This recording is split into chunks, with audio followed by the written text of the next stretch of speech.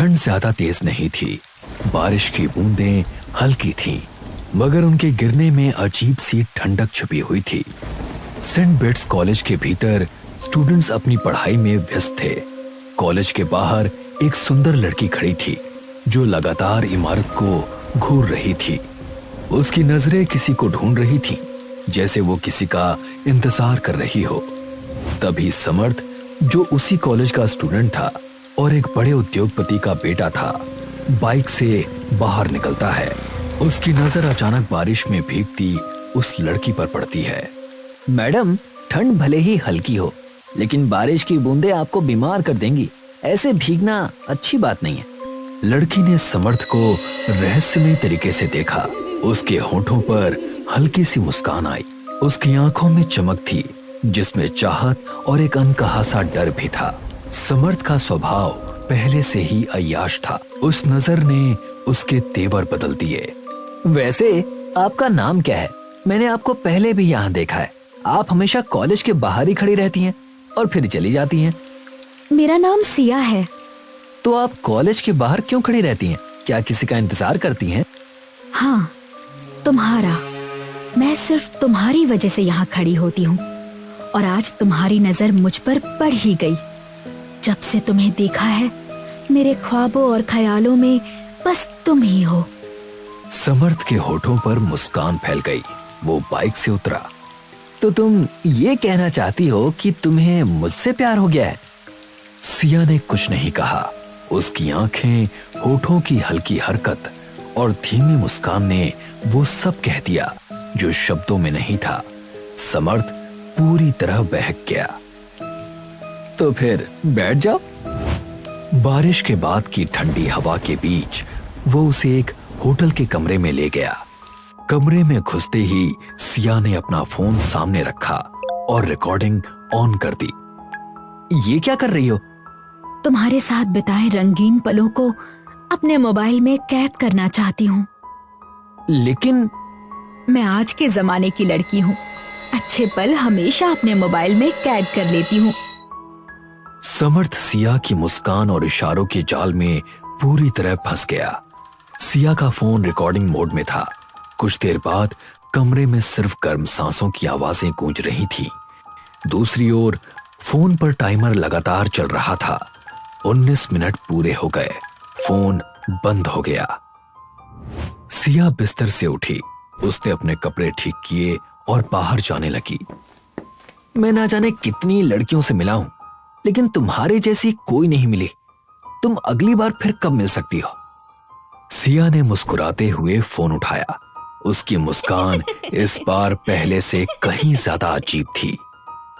शायद ये मौका फिर से तुम्हारी जिंदगी में नहीं आएगा। इतना कहकर वो कमरे से बाहर चली गई। समर्थ काफी देर तक वहीं बैठा रहा। फिर उसने अपने कपड़े ठीक किए और वहां से चला गया। 2 दिन बीत गए। तीसरी रात समर्थ अपने कमरे में गहरी नींद में सो रहा था। तभी उसके कानों में किसी लड़की की फुसफुसाहट गूंजी।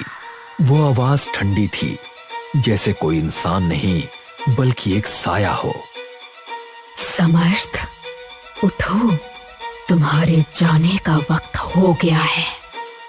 समर्थ ने जैसे ही अपनी आंखें खोली, सामने का दृश्य देखकर उसकी आंखें फटी की फटी रह गईं। उसकी चीख पूरे बंगले में गूंज गई।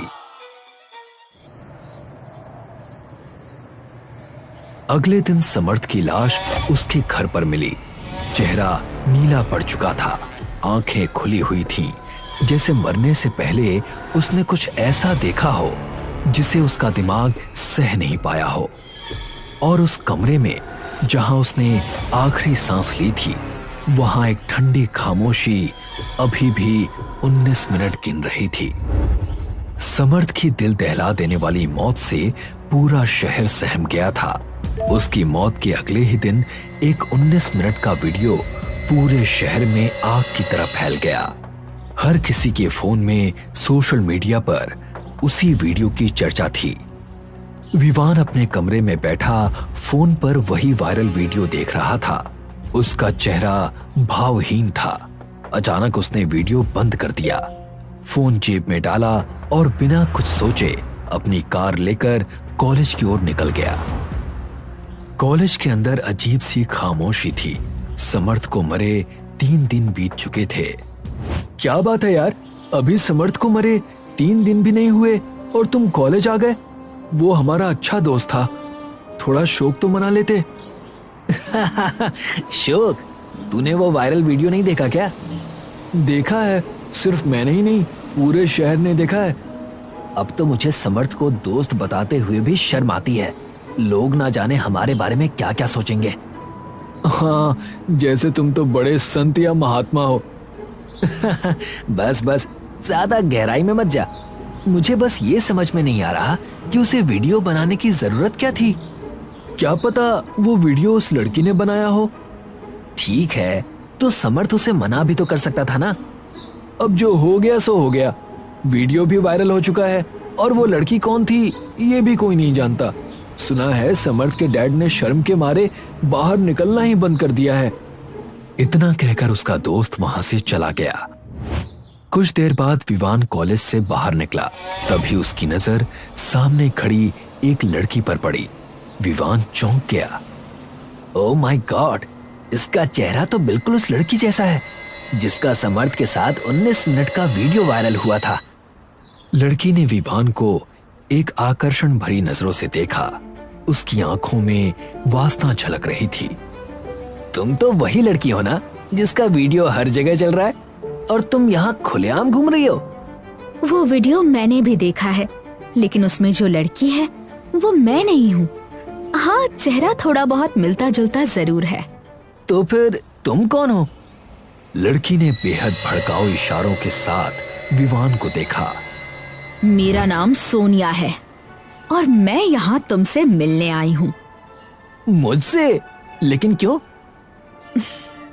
सुना है खूबसूरत लड़कियां तुम्हारी कमजोरी हैं, ठीक वैसे ही हैंडसम लड़के मेरी।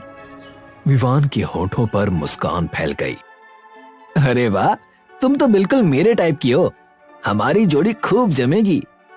और ये सब बातें सबके सामने नहीं हो सकती। आगे मैं क्या कहना चाहती हूँ मुझे लगता है तुम्हें समझ आ गया होगा। विवान पूरी तरह बहक चुका था।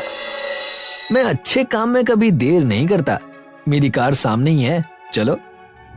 कुछ देर बाद विवान और सोनिया एक खूबसूरत लॉज के कमरे में थे। सोनिया ने अपना फोन निकाला और रिकॉर्डिंग मोड ऑन कर दिया। ये तुम क्या कर रही हो? सोनिया ने विवान का हाथ पकड़कर उसे अपनी ओर खींच लिया।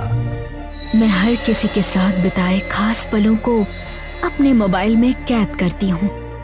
और तुम ऐसा क्यों करती हो? सोनिया ने उसकी बात काटते हुए उसके होठों पर अपनी उंगली रख दी। सब कुछ भूल जाओ और अपने दिमाग में सिर्फ मुझे रखो। कमरे में गर्म सांसों की आवाजें गूंजने लगी। रिकॉर्डिंग चालू थी। फोन पर टाइमर चल रहा था। 19 मिनट पूरे होते ही रिकॉर्डिंग बंद हो गई। सोनिया बिस्तर से उठी। उसने अपने कपड़े ठीक किए। यकीन मानो, मैं बहुत सी लड़कियों से मिला हूं, लेकिन तुम जैसी बात किसी में नहीं थी। सोनिया ने मुस्कुराकर फोन पर्स में रखा और वो बिना कुछ कहे कमरे से बाहर चली गई। 2 दिन बीत गए। तीसरी रात विवान अपने कमरे में गहरी नींद में सो रहा था। तभी उसके कानों में एक भयानक औरत की चीख गूंजी। विवान! विवान की आंख अचानक खुल गई। सामने का दृश्य देखकर उसकी रूह कांप उठी। उसके सामने वही लड़की खड़ी थी, लेकिन इस बार उसका चेहरा विकृत था। आंखें लाल थीं और एक ठंडी मुस्कान थी। उसे देखते ही विवान की आंखें फटी की फटी रह गईं और विवान की चीख पूरे बंगले में गूंज गई।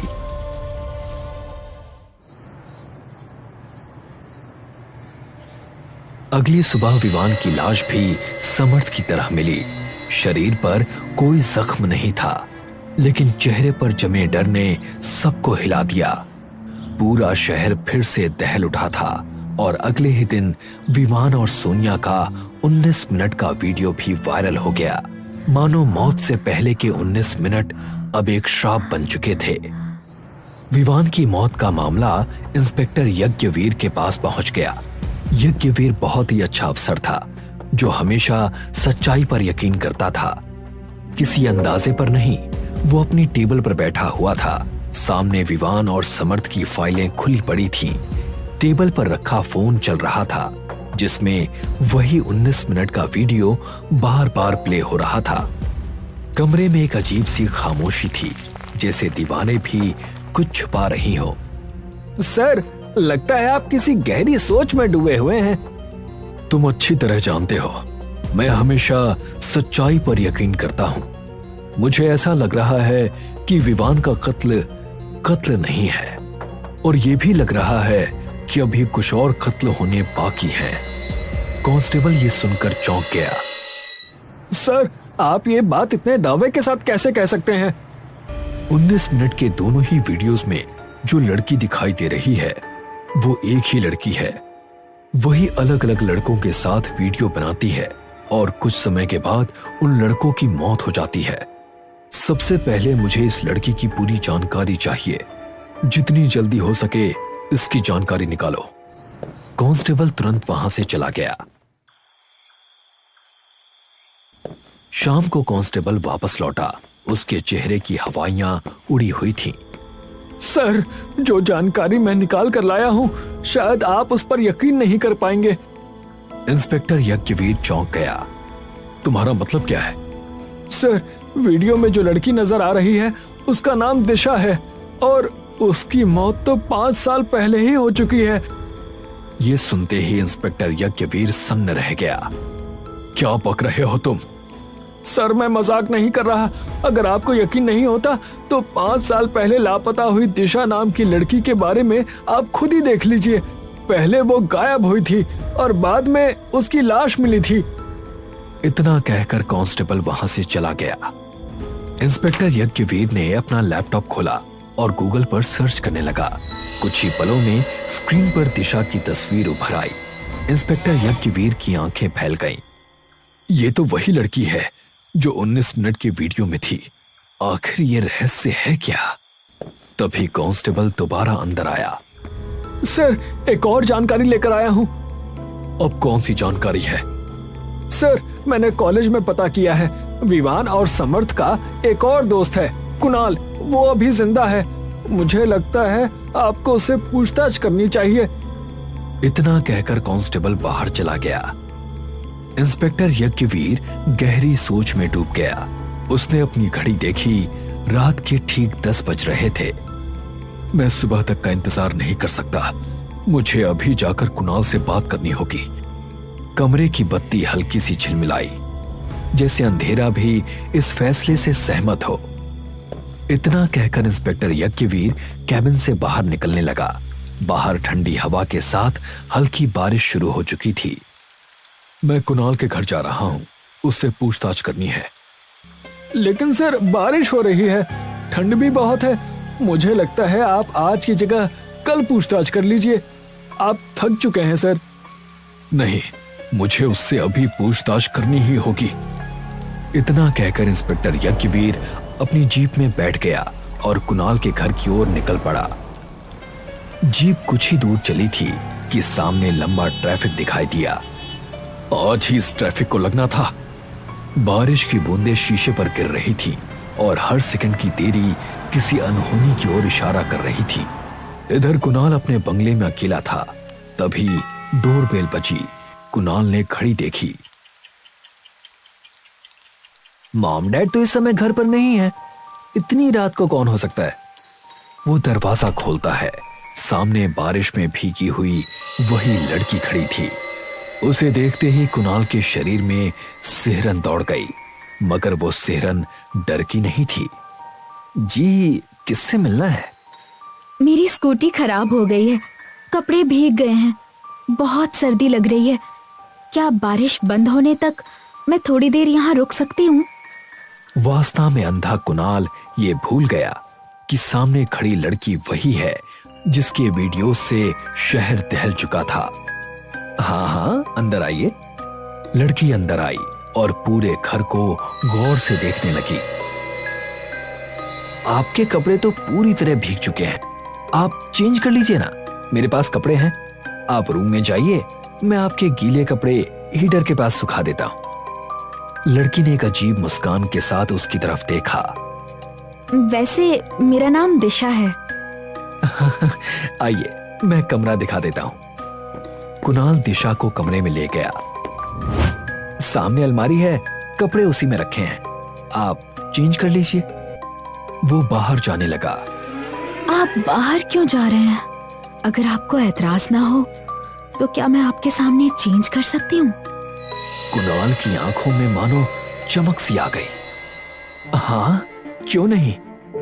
अगले ही पल दिशा उससे लिपट गई और कमरे में दिशा का खेल एक बार फिर से शुरू हो गया।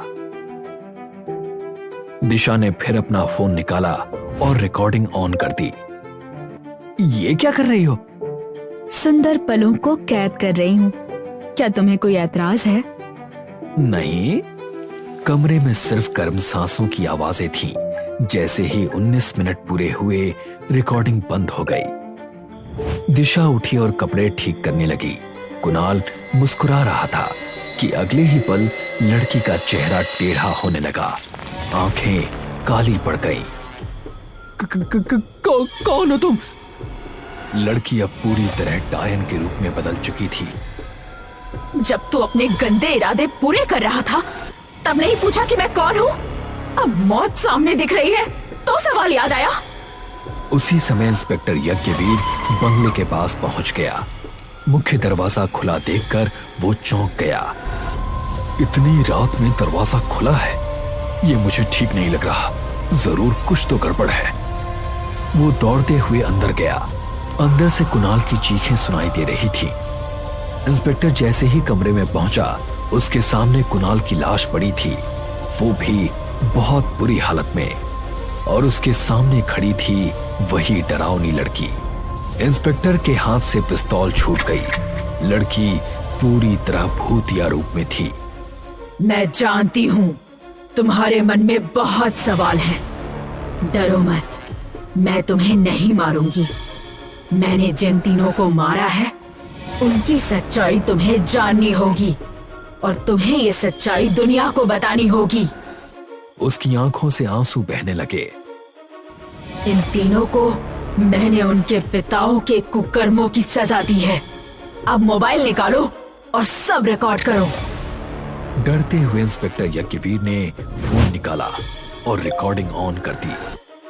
कुछ साल पहले एक कॉलेज फंक्शन में समर्थ, विवान और कुणाल के पिता तीनों बड़े बिजनेसमैन की नजर मुझ पर पड़ी। मेरा नाम दिशा था। मैं एक साधारण परिवार से थी और मुझे नौकरी की जरूरत थी।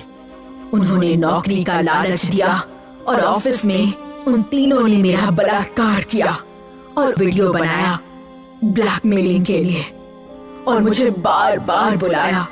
डर और बेइज्जती से टूटकर मैंने आत्महत्या कर ली। उसकी आवाज भारी होती चली गई। मरने के बाद मेरी आत्मा नहीं गई, मैं उसी 19 मिनट में अटक गई। मैं लौटी पिताओं से नहीं, उनके बेटों से बदला लेने। पहले मारा, फिर बदनाम किया। यज्ञवीर ने पूरी सच्चाई रिकॉर्ड की। अगले ही दिन तीनों बिजनेसमैन गिरफ्तार कर लिए गए। केस बंद कर दिया गया।